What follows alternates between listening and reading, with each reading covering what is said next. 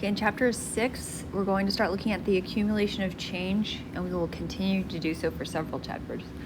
Okay, so for 6.1, the first idea they introduce is the area under curve. This is the curve they're talking about. It doesn't have to be curvy, whatever that is graphed. When they say the area under the curve, they actually mean the area between the graph function and the x-axis.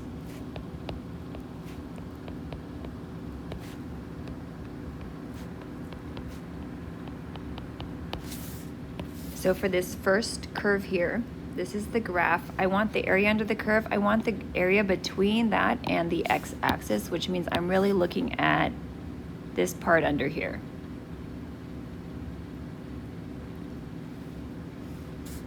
Okay, because this is above the x-axis, this is actually going to be a positive area, which normally it is, but the next one's not going to be.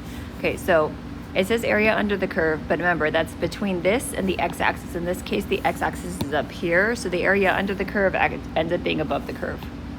But it's just between the curve and the x-axis.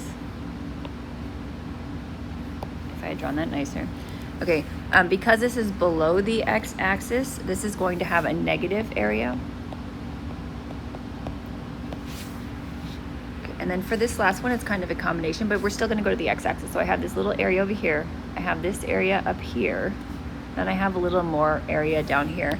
When it's separate pieces, I'm just going to add the area of each of the regions.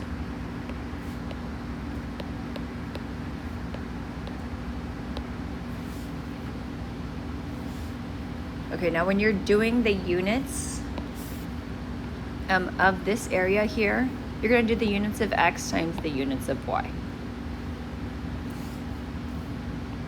When they say accumulation of change, they're going to add up the areas depending on the domain they give you. So in this, if this was going by 1, 2, 3, 4. If they asked me for the area from 1 to 4, I would find the area of this little region right here. But let's go do someone. Okay, for the first example, let's look at the most basic type of thing. Okay, it says during a road trip, your car travels on cruise control at 60 miles per hour for 4 hours. How far has it traveled? Okay, we're doing accumulation of change. So the function that we are graphed, the y-axis, that's going to be some kind of rate because it's measuring a change. Okay, now if you were just doing this in your head, you'd be like, oh, 60 miles per hour for 4 hours, 60 times 4, that's 240. It is 240. But let's look at it geometrically to see why that is the case. Okay, so he's going 60 miles per hour for 4 hours. So I'm measuring the area of the region between below 60 and the x-axis and from 0 to 4. So this is the area I'm trying to find right here.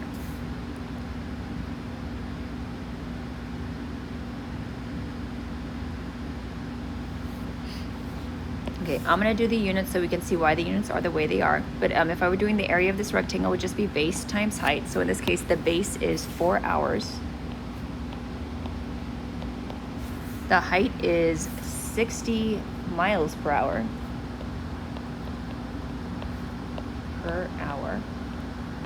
If I multiply that, I get 240.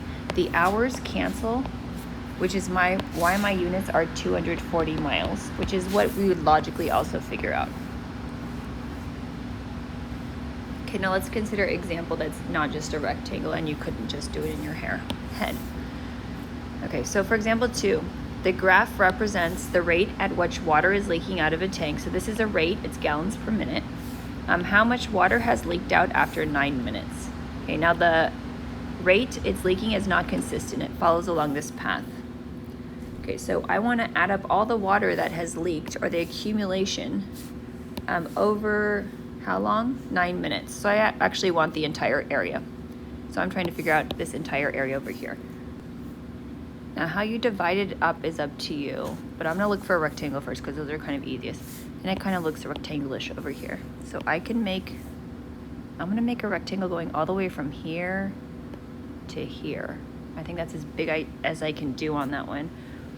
Do I want to squeeze my work in here? No, I don't. I'm going to call this area region A. So for region A, it's a rectangle, so the area is going to be 6 times 2.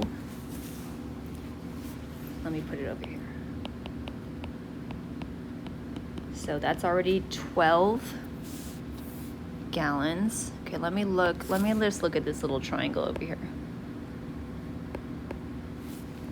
Let me find the area of that little triangle. It's gonna be half base times height. So half, the base is going from 6 to 9, so that's 3 units. The height is 2, so that's gonna be 3.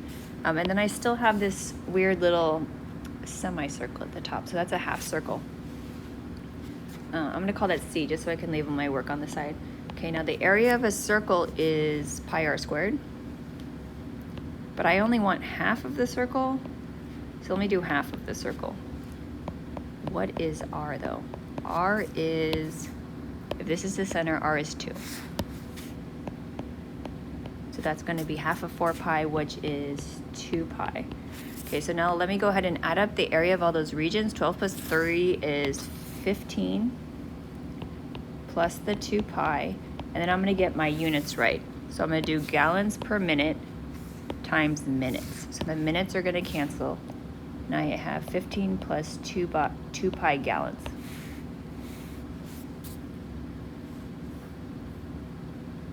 Okay, let's go ahead and consider one more. Okay, a particle is moving along the x-axis at a rate modeled by r of t shown below. So this is the rate, this is the time that has elapsed. Okay, how far is the particle from its starting position at 10 seconds? Okay, so I want to find the area all the way from 0 to 10, which means I've got this piece, I've got this piece, and I've got that piece. Okay, let me just start with one of them. Okay, I'm gonna still label this A because it doesn't really fit. Just be careful. That is a triangle, right? So that's gonna be 1/2. The base is 2. Be careful, the height is actually 10. So that's going to be 10.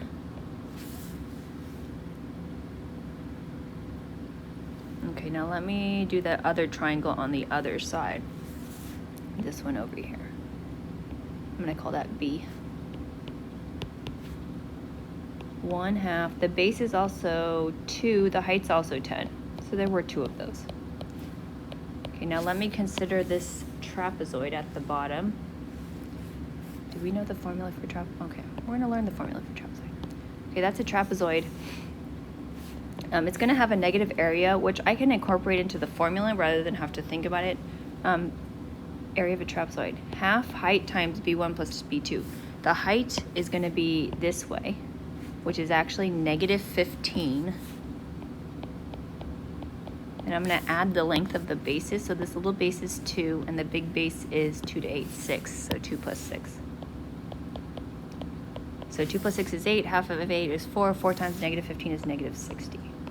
Okay? And I was expecting this to be negative because it's below the x-axis.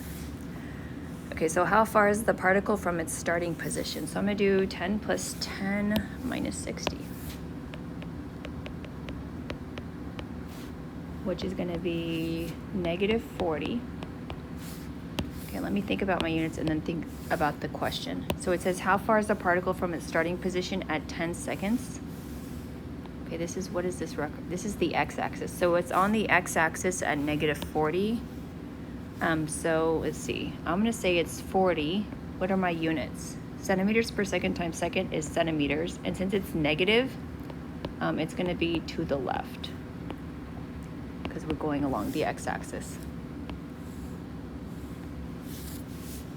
Okay, last question. It says, how far is the particle from its position at t equals 2 after t equals 2 after 6 seconds? Okay, so starting at t equals 2, which is right here, 6 seconds later, it's gonna be right here. So we're actually just talking about the area of region C, which I already found to be -60. How far is the particle from its position?